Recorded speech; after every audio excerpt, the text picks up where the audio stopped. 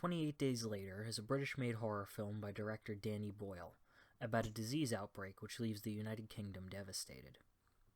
The film was shot on a small budget of only around $8 million. The movie was shot on tape. Canon XL15 mini DV cameras were used for most of the scenes. This gives the movie a found footage look, although it does not follow the typical found footage filming style. It is still shot like a movie rather than a home video, and the cinematography is certainly one of the highlights.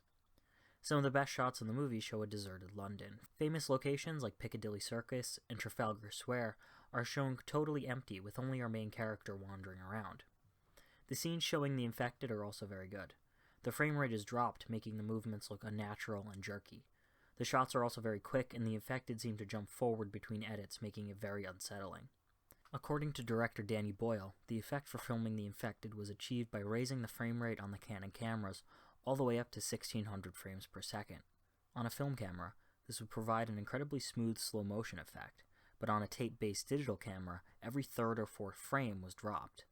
When sped back up to normal speed, the dropped frames give an unnatural look to the motion, a kind of halting that is immediately recognizable and difficult to explain. The movie is not technically a zombie movie. It features an infection which hijacks the body rather than raising the dead. All the common tropes of zombie movies are here, though. Tropes like intergroup drama, hordes of infected advancing, and the horror of being turned into an infected monster are all present in this not-zombie movie. Like many zombie movies, the real story is about the humans, and the real enemies are the people who have gone crazy.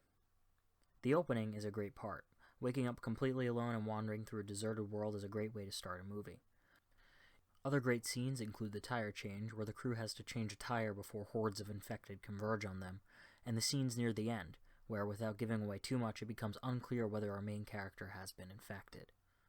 The scenes where the main group of characters interact and begin to trust and really rely on each other also provide a great base to this film, and all the actors do an excellent job in this regard. In general, this movie is definitely worth a watch. The shots of empty London are eerie enough before the infected show up.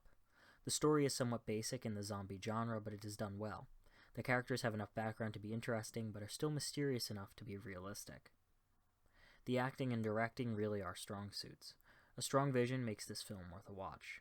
The director, Danny Boyle, was not an unknown quantity, directing Trainspotting a few years earlier. Since 28 Days Later, he has gone on to make larger productions like 2019's Yesterday. Overall, this film is a great watch. It's available to stream on Hulu and Amazon Prime. Normally, I would say to go out and get the best quality, but since this was shot on tape, there's really no reason to run out and buy the 4K Blu-ray. DVD quality is probably the best this film is ever really going to look. Still, this movie is a great example of the apocalypse and disease horror genre, and certainly worth a watch.